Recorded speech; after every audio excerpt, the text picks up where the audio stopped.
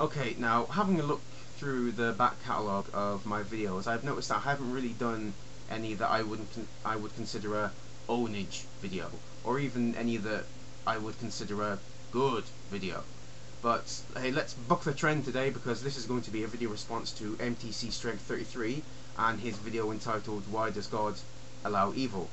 Now this user is the brother of someone you may or may not know, whose username goes by the Atheist Antidote.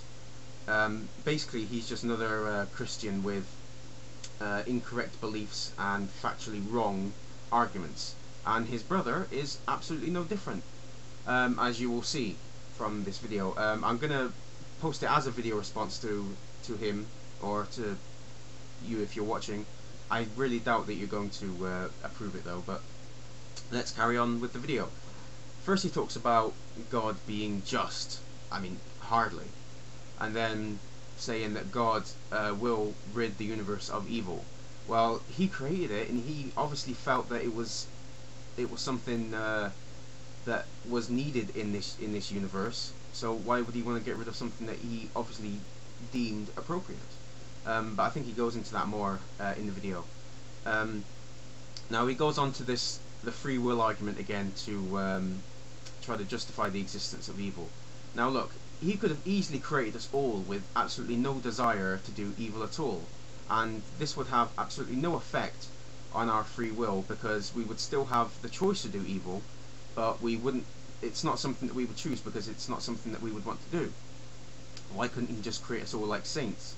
But no, apparently he wants evil people in the world. Is that a just God?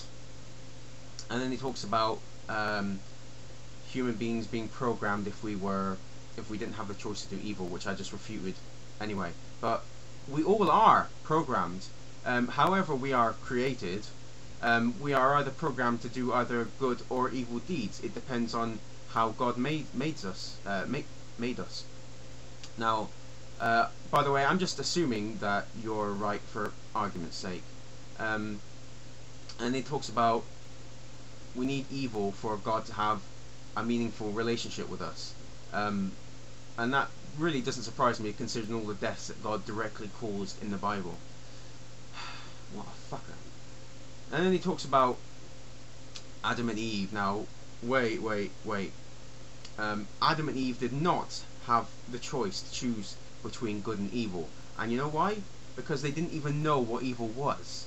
God created them to be 100% pure and innocent. They had no concept of sin or lying or anything with any negative connotations at all.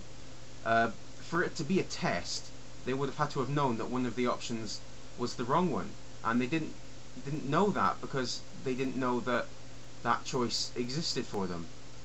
So that blows your argument out of the water.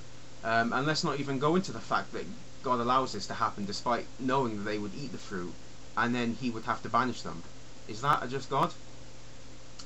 Now, of course, I could also talk about the fact that God said that if Adam ate of the fruit, then he would surely die. Yeah, Adam lived to be over 900 years old, but, you know, I'll leave that there. And then he talks about original sin again, which I think is completely immoral. Why should I have to pay the price for something that happened thousands of years before I was born? It's complete bullshit. God has no right to make me and everyone else have original sin for something that we had no choice over. I mean, I know you're talking a lot about choice here, so I'd like to see you explain that. I love this next bit. He talks about God compensating for people's evils, which he says would make no one learn about purity and integrity, and there would be no consequences for people's actions because God would provide a way out. He's talking about if God sort of intervened. Now this is going to be a quick one, because I just got one word for you here. Heaven. What you said is completely true. In your world, or in your religious beliefs that you have, there are no consequences for people's actions because God does provide a way out. Even the most evil person can repent on their deathbed and be whisked right up to heaven. What kind of moral system are you basing your beliefs on? And then you talk about someone raping a child and says that there will be consequences for him. Well, not if he converts on his deathbed, there ain't. And then you say about God not intervening to enable grace. Wow, I'm sure that's going to come as a great comfort to all the victims of rape out there. That's a really disgusting thing to say. Now, I still haven't got a good answer for this question from religious types. So maybe you can help me. I can't see how anyone can reconcile having both free will and an all-knowing God. These two different ideas. How can free will exist when God knows exactly what you're going to do, when you're going to do it, and whether or not you're going to heaven before you're even born?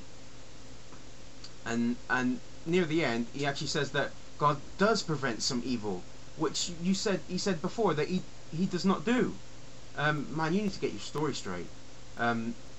This evil he prevents, as MTC Strength says he does. Why doesn't he just prevent all evil then? Why just some? Oh, I forgot. He needs some evil so he can have a meaningful relationship with us. I'm sure that'll come as a great source of comfort to anyone who's ever been raped, badly injured, or traumatized in some way. Anyway, that's all I have to say. Rate, comment, whatever. I'm not that bothered. Actually, I am bothered. Please do it. Cheerio.